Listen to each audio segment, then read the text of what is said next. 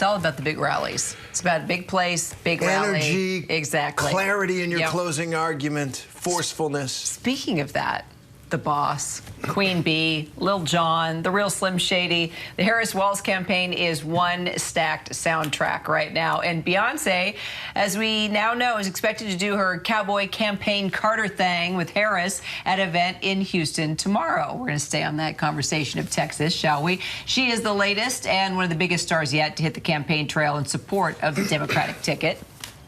So the campaign isn't shying away from those celebrity connections. Even former President Barack Obama played up the pop culture angle at a rally in Detroit. He was rapping a little Eminem. Take a look. I don't usually get nervous, but I was feeling some kind of way following Eminem. Now I notice my palms are sweaty, knees weak, arms are heavy. Vomit on my sweater already. Mom's spaghetti. I'm nervous, but on the surface I look calm and ready to drop bombs, but I keep on forgetting. We were missing the bass. That's why we bring in Mike Muse. He's going to give us a little bass here. He's going to help us with the beat. You hear him all the time, his SiriusXM beat. But I mean, this is a perfect discussion for our Mike Muse. It is. So, Mike, and I can't imagine what Eminem must have felt. He's heard a lot of people do that, but a president of the United States. So, Harris has been endorsed by Eminem, Bruce Springsteen, Taylor Swift, Beyonce, many more Hollywood heavy hitters. She's rolling them out on the campaign trail now. Does it matter? Do people vote? Oh, well, I see Bruce Springsteen likes her, so I'll vote for her. I mean, that's my generation. I'm not sure it does. First of all, Kira and Terry, you guys are having way too much fun with this segment. I just want to say this is my favorite segment I think I've ever done with you guys, and I couldn't be more elated. Way to nail it, guys. I think what's really interesting about this, and just full transparency, as you guys know, I have two shows on SiriusXM Radio, and one of them actually is on Shade 45, which is Eminem's channel. So technically, he is my boss. And so I do think that what's interesting about this, Kira and Terry, is that you guys know, particularly when it comes to Eminem, hip-hop transcends race, class, culture, and identity. And let me tell you, the callers I get every morning on my show, our show, represents Republicans, Democrats, Independents, and those who don't have any party affiliation whatsoever. We also do have a large conservative base, and also, too, a large base that actually comes from Texas. And so I think having Eminem there was very significant, in particular, as both candidates try and vie for that male vote. And particularly if you look at former President Trump is going to do a sit-down interview with Joe Rogan.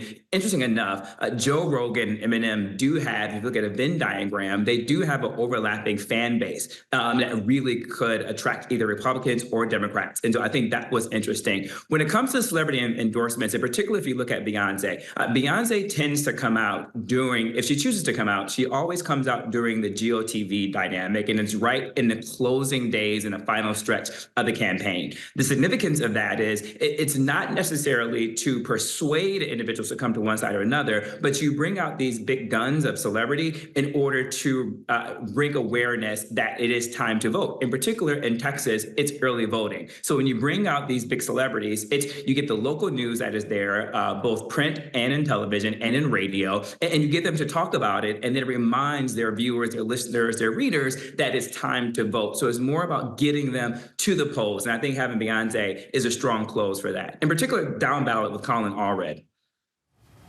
It's a good point. And, you know, not all celebrities, though, carry the same influence, right, especially among young voters. Folk singer James Taylor, he's set to perform tonight at a Harris campaign event after, this was so sad, remember, Mike, he got bumped from the DNC. I felt so bad. He was out there doing his sound check, getting all excited, and then it went so late, he didn't get to, I do remember that, yeah, he didn't get to perform.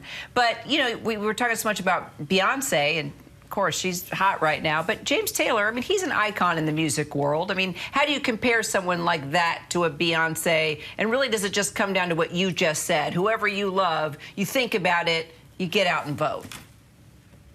You do, but again, I really think it's all about strategy and and where you're using these individuals at. And in particular, like a James Taylor, like the way the messaging that James Taylor will be able to go out, he does have a fan base who will follow him and see what he is up to. And then while they're doing that, it's a reminder that it's early voting, right? You can start voting in your state for those who do have early voting. It's a reminder to go to the polls. And it's really interesting is it's important for both candidates, but I think really the Harris campaign has been doing a really great job of that, is connecting the entertainer or celebrity to an issue that is near and dear to their platform, their identity. If you look at Beyonce, Beyonce has cared about female empowerment, right? This is a campaign about gender, for both candidates. And so it speaks of female empowerment, so you will have that. If you look at Eminem really represents the state of Michigan, which is a battleground state, which really represents the UAW, the unions, the working class voter. Eminem's music is tailored towards that dynamic. If you look at Bruce Springsteen,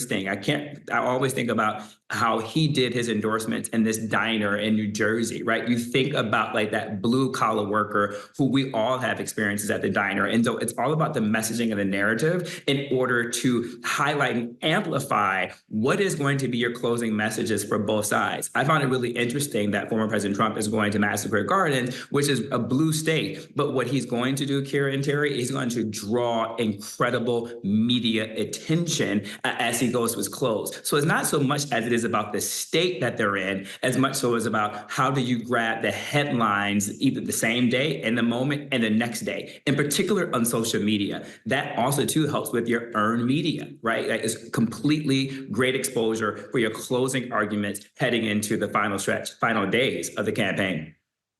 Yeah, I think that's so astute. It's really not about, okay, I'm persuaded by the political philosophy of Bruce Springsteen or James Taylor. It's, wow, excitement, energy, it's time to vote. I think that helps a lot.